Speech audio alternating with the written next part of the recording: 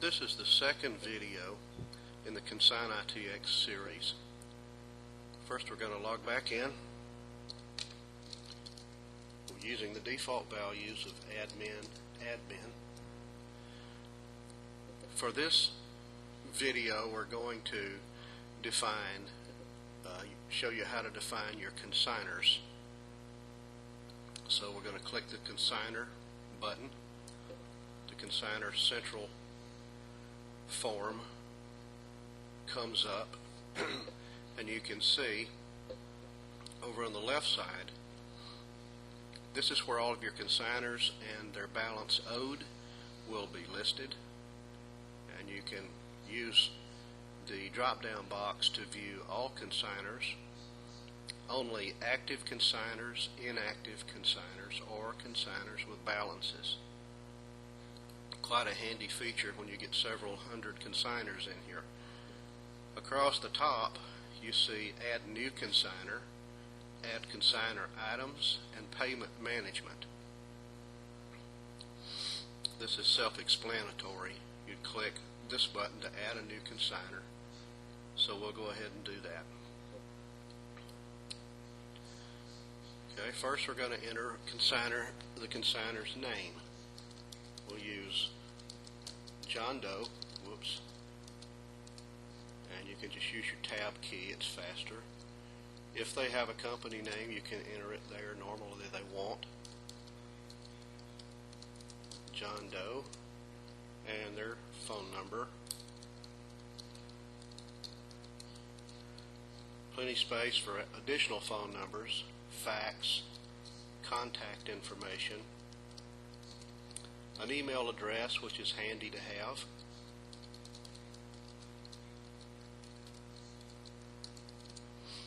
and a website address if they happen to have one. Then their address, their physical home address is best.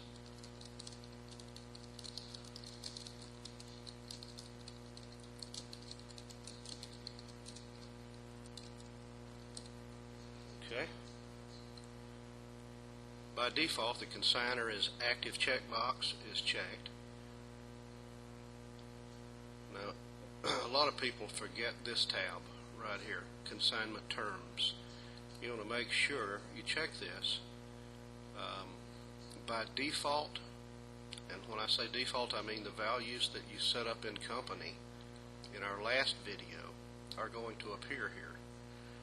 I believe we specified the default company split was 60%, which means your consignor is going to get 40% that's automatically calculated and placed in this box for you. The consignment period, we had set it over here for 90 days, and here it is. You can change these. Let's say you have a friend and you're going to give them a better deal, so you can adjust these values right here as needed. Once item donated or returned, you can check either one of these depending on what the consignor wants to do with their items when the consignment period expires. So we're going to say donated for this person. Okay, and we're going to click save. Record added successfully. Okay, you'll see over in the list box, here's John Doe with a 0 balance. Here's John Doe's information. Alright, now what a lot of people do that's handy is they will have a PC set up with this on a counter where they process new consignors. So you would take the information from the consignor and type it in like I just did. Once the information's typed in, you can come over here and click Consignor's Contract. Let's just click that. And we'll pull up the Consignor's Contract to print and have them sign it. This is a very handy time-saving feature.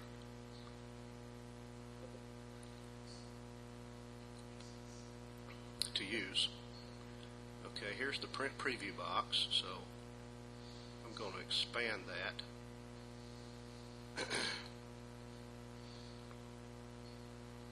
Okay, now if you remember from the first video, in the company setup, the text box that I showed you where you set up the consignor terms, that information is carried over to this form right here. It prints that information as the body of the form and plugs in the consignor's information at the top automatically for you. Okay, if you want to get a little bit better view of this, we can zoom it to 100% and you can see what it looks like here. And then you can simply print this to your printer. Once it prints, you take it and let the consignor sign off, and you can file it and give them a copy.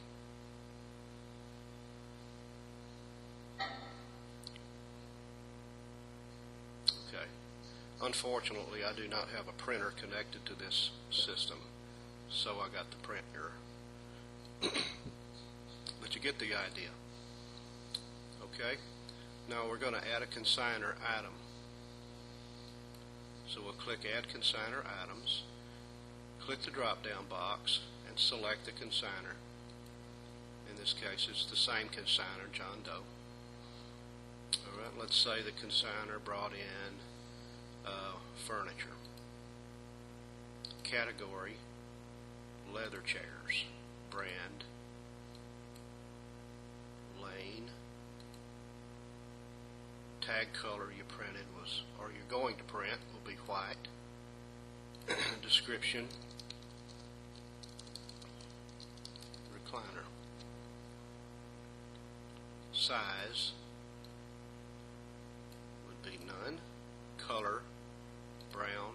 Price, so you're going to set a selling price of $200 for the $1,000 recliner. We're going to click OK. Item added successfully. Do you wish to add another? I'm going to click No.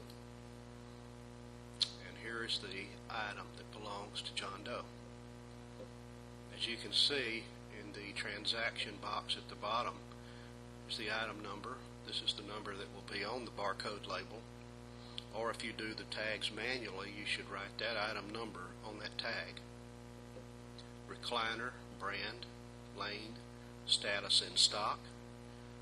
Paid, that's have you paid the consignor for it or not? No. There's the sell price, no sold date yet, and the receive date, which is today's date.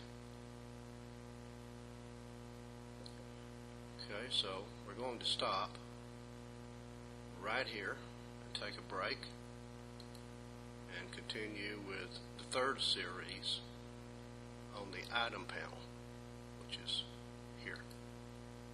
So we'll come back to that shortly.